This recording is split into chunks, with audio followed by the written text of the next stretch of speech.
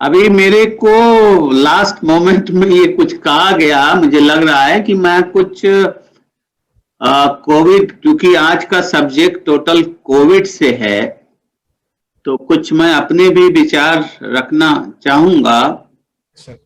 Covid जब हम बात करते हैं तो हमेशा हम इम्यूनिटी की बात करते हैं,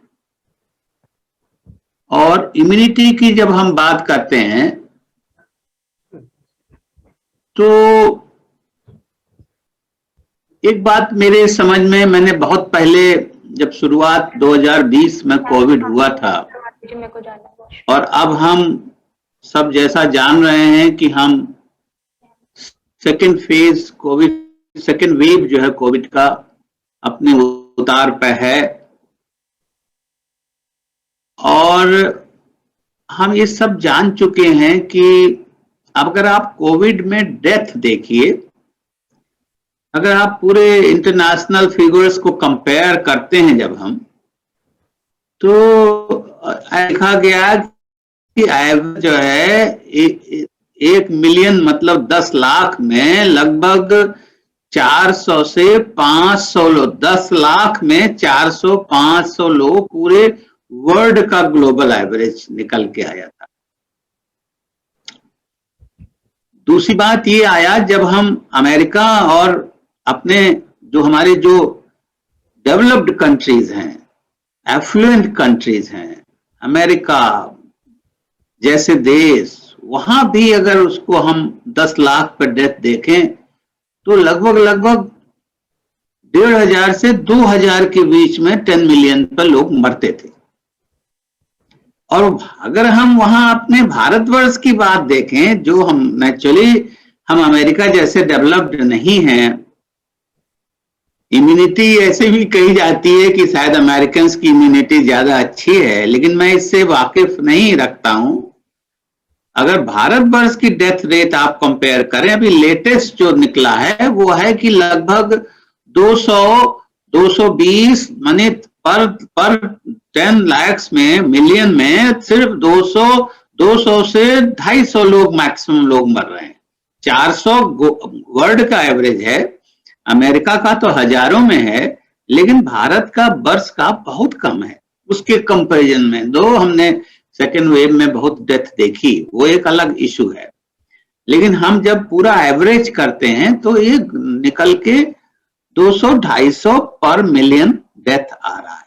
तो एक मेरे दिमाग में हमेशा बात रहती, ऐसा क्यों है भारतवर्ष? क्या हमारी इम्यूनिटी, क्योंकि मेरे को कहा कुछ इम्यूनो मॉड्यूलेटर्स, इम्यूनिटी पे बोलने को कहा गया है, तो मैं शुरुआत यहां से करूंगा। क्या हमारे भारतवर्ष की इम्यूनिटी डिफरेंट है? और डिफरेंट है तो हम तो कहेंगे अच्छी है। जिन लोगों की डेथ कम हो रही है, एवरेज देखा गया जब, तो क्या कारण हो सकते हैं? मैंने पिछले साल एक यूट्यूब में डाला भी था, अगर कुछ हो तो आप देखेंगे, why in India the death rate is less as compare to और दूसरे देशों के। उसमें हमें बहुत सी बातें आई थी कि भी हम लोगों की लाइफ स्टाइल भारतीयों की कैसी है। हम धूल मिट्टी में पलते और बढ़ते हैं। एक पहले हाइजीन हाइपोथेसिस आई थी कि जो लोग धूल मिट्टी में रहते हैं उनका इम्यून सिस्टम टोटल डिफरेंट हो जाता है, उनको अस्थमा भी कम होता है। हो सकता है उससे कोविड का भी कुछ, जितनी हमारी पॉपुलेशन है उस हिसाब से हमारी कोविड की संख्या भी अमेरिका से कम ही है, वेब में हमें ज्यादा हुआ। तो कहने का मतलब हमारी जो लाइफ स्टाइल है शायद डिफरेंट है। अगर हम अपने खाने को देख लें, हमारा खाना उन मुल्कों से टोटल फर्क है। क्या फर्क है? कभी कभी मैं एनालाइज करता हूं कि ऐसा है जहां ताजा खाना खाया जाता है, गरीब से गरीब भी रोग क्या है, फ्रोजन फूड है, पैक्ड फूड है। हमारे यहाँ भी पैक्ड फूड आ रहा है, लेकिन फिर भी ओवरऑल अभी यहाँ ताजा खाना खाने वालों को रोज बनाते हैं और रोज खाते हैं। मेजॉरिटी हमारे देश में यही है। खाना बनाने का भी तरीका हिंदुस्तान में शायद हो सकता है एक फैक्टर हो। खाने में हमारा गरीब से गरीब मरीज भी सब तरह का यूज करता है।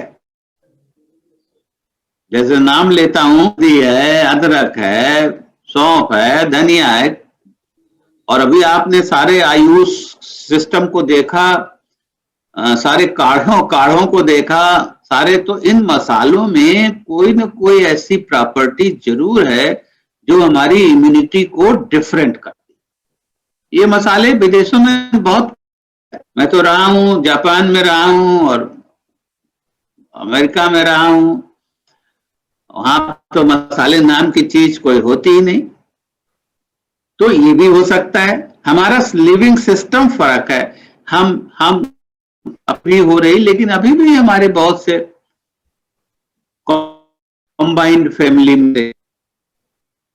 एक और बात मैं हमेशा कहता हूं, एक स्टडी मैं हमेशा कोट करता हूं, अमेरिका के आईसीयू में किसी ने स्टडी करके देखा कि जो लोग आईसीयू वाले मरीजों को 2 ग्रुप में डाला गया, एक ग्रुप में कहा भाई आप कुछ प्रेयर करिए जिसको भी आप मानते हैं, और दूसरे ग्रुप को एज यूजुअल ट्रीटमेंट पर रखा।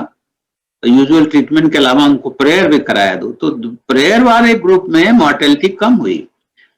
तो क्या मतलब, अब प्रेयर की बात जहां तक हम लोग करते हैं, यानी किसी में हम मान्यता रखते हैं, तो क्या पता ये भी इम्यूनिटी चेंज कर रही। हमारा हर भारतीय तो सुबह सुबह पूजा करता है, नहाता है, रोज नहाता है, साफ सफाई का भी बहुत फर्क पड़ सकता है। एक भारतीय ऐसे लोग हैं जो रोज नहाते हैं हमारे ख्याल से। तो उसमें मैंने एक बात और डिस्कस करी थी कि हमारा जो वैक्सीन है, जो बीसीजी वैक्सीन या और भी वैक्सीन, अभी तो और भी वैक्सीन के बारे में बात आ रही है, बीसीजी के बारे में भी बहुत बात उठी कि जिन देशों में बीसीजी का वैक्सीन शुरू से लगता आया है, अभी भारतवर्ष में अभी भी लगता है, बहुत देशों ने उसको डिसकंटिन्यू कर दिया था, क्योंकि स्टडी आई थी बीसीजी की, 75 एमडी कर रहा था कि भाई बीसीजी का कोई ज्यादा नया बीसीजी का ढूंढने की कोशिश कर रहे हैं, लेकिन हमारे भारतवर्ष में अभी भी वो कंटिन्यू, क्योंकि उसके कारण थे कि ये वो सीरियस फॉर्म्स ऑफ ट्यूबर। तो बीसीजी ट्यूबरकुलोसिस के अलावा को भी चेंज करता है। जैसे मेरे में, जिसको मैंने यूट्यूब डाला हुआ है, तो जिसकी वजह से मॉर्टेलिटी हमारे देश में आज के दिन भी कम है। एक बात, अब जब इम्यूनो मॉड्यूलेटर्स की बात हम आखिर के 4-5 मिनट में हम जरूर बताना चाहेंगे। जब आप कोविड जब किसी को होता है तो उसके यूजुअली 3 फेज होते हैं। पहला फेज तो वायरल फेज है, शुरू का 1 हफ्ता 10 दिन मान लीजिए कि वायरस शरीर में जाता है, और जो भी सिम्टम हमारे पूर्व कि भाई उनको बुखार जो भी आता, वो वायरल फेज में शुरुआत होती है। और वायरल फेज के बाद दूसरा फेज पल्मोनरी फेज आता है। खासकर सेकेंड वेव ने पल्मोनरी को बहुत ज्यादा इन्वॉल्व किया। तो पल्मोनरी फेज में आप जानते हैं एक्सरे सीटी में शैडो आ जाता है, ऑक्सीजन कम होने लगता है, और तीसरा जो है हाई मतलब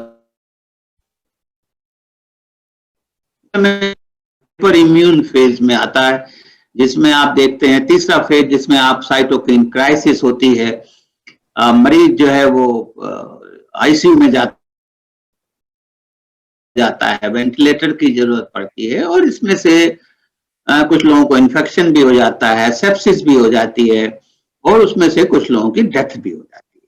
तो ये हमारे 3 फेजेस में, तो पहला फेज तो वायरल है जिसमें शायद एंटीवायरल ड्रग, अब एंटीवायरल ड्रग का भी यही है, हम पर अभी बहुत क्लियर, अभी तक तो नहीं क्लियर है कौन सी एंटीवायरल ड्रग थे जो प्रीवियस एक्सपीरियंसेस थे उसकी जगह पर यूज किए गए। अब जब जो हाइपर इन्फ्लेमेटरी फेज है, हाइपर इम्यून फेज है, जो उस फेज के लिए तो बहुत सी दवाएं इस्तेमाल की जाती हैं।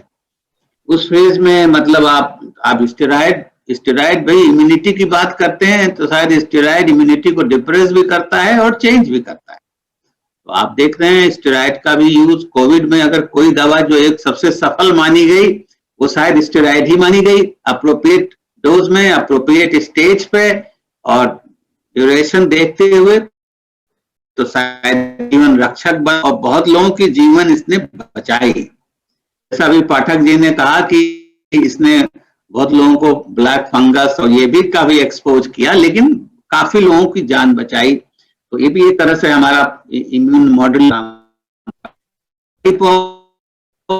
आपने सुना जो यूज किए गए, और मोनोक्लोनल एंटीबॉडीज बहुत सी तरह की आई, जो आपने ट्रंप को देखा कि 3 दिन बाद वो घूमने लगा, वो एंटीबॉडीज अब यहाँ भी आ गई हैं, हिंदुस्तान में भी आ गई हैं।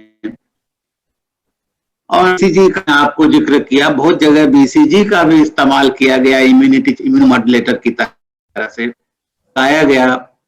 और एक तीसरा जो इंडिया में माइकोबैक्टीरियम वैक्की है, और जिसकी एक कंपनी ने उसको सेप्सी वैक करके बनाया है। हम लोगों ने इसको ट्यूबरकुलोसिस में भी किसी जमाने में एमडीआर टीबी में भी इसकी स्टडी करी थी, वहां भी कुछ इफेक्टिव लगता था।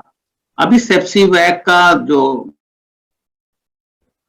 कोविड, मेरा ज्ञान है पीआई चंडीगढ़ और ऐसे बहुत से 4-5 इंस्टीट्यूट में स्टडी उन्होंने किया कि क्या ये सेप्सी वैक है जो माइकोबैक्टीरियम वैक्की से जो उन्होंने बनाया हुआ है, वो क्या कोविड में क्या कुछ हेल्पफुल हो सकता है, इसको इम्यून मॉड्यूलेटर की तरह यूज किया जा सकता है। तो 2-3 लेवल पे स्टडी किए जितना मेरा ज्ञान है। एक तो ये, जैसे जो लोग लास्ट फेज में जाते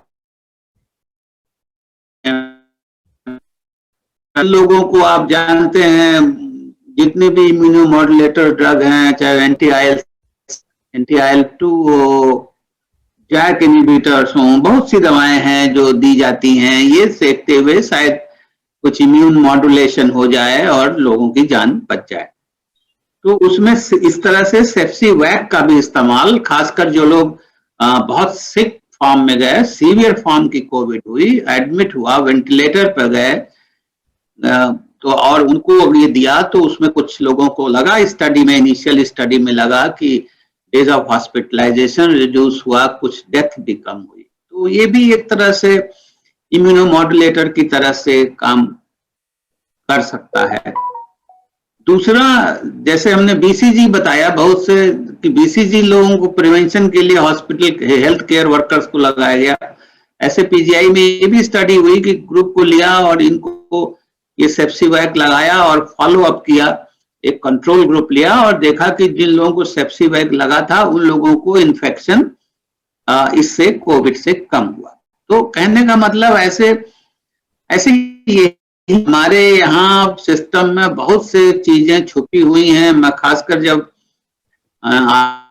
आयुर्वेद और काफी चर्चा हो रही है, लेकिन मैं तो कहता हूँ हर सिस्टम एक दूसरे का कॉम्प्लीमेंट्री है, कोई अच्छा नहीं, कोई बुरा नहीं, कोई चीज किसी में अच्छी है, कोई चीज किसी में अच्छी है।